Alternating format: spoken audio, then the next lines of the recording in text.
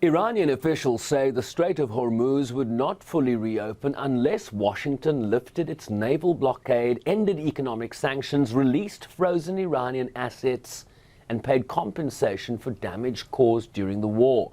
Tehran is also demanding an end to what it called U.S. military threats and a withdrawal of American forces from the region. The demands go beyond the strait itself. Iran wants guarantees that the United States would stop military action against Iran and its allies, including groups in Lebanon, Gaza, Yemen, and Iraq.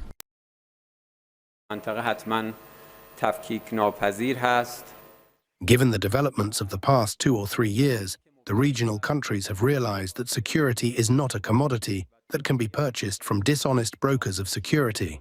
Security in the region is certainly indivisible, and any plan that is based on the geopolitical and historical realities of the region is comprehensive and inclusive, and correctly identifies the enemy and the threat, has the potential to help strengthen security and prevent instability and abuses by the Zionist enemy and its allies in our region.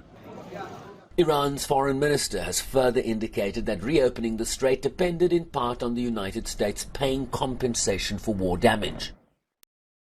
A negotiation has its own definition.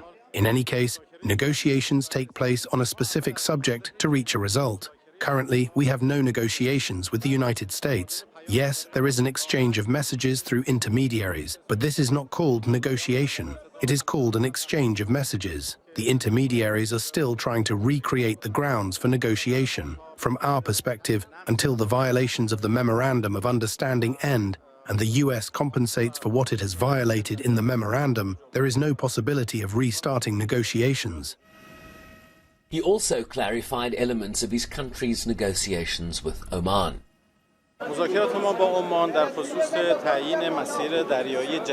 Our negotiations with Oman are regarding the determination of a new maritime route in the Strait of Hormuz. These negotiations have progressed well. I can say we are in the final stages, and the old existing routes will be replaced with new ones. Specialists are currently working on the maps. Of course, this does not mean the opening of the Strait of Hormuz. This agreement may take place, but the opening of the Strait of Hormuz is contingent upon the fulfillment of a set of other conditions, which have, in any case, been conveyed through intermediaries. The Trump administration, meanwhile, signaled that it was prepared to continue using economic pressure rather than immediately returning to a major military offensive.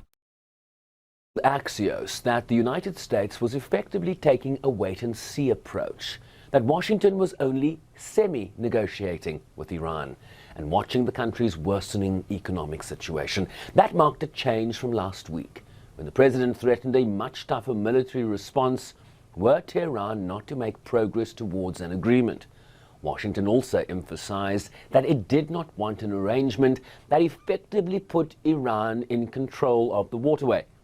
The continuing disruption in the strait has kept oil prices elevated and added to inflationary pressure, making the issue increasingly important for the Trump administration ahead of November's U.S. midterm elections.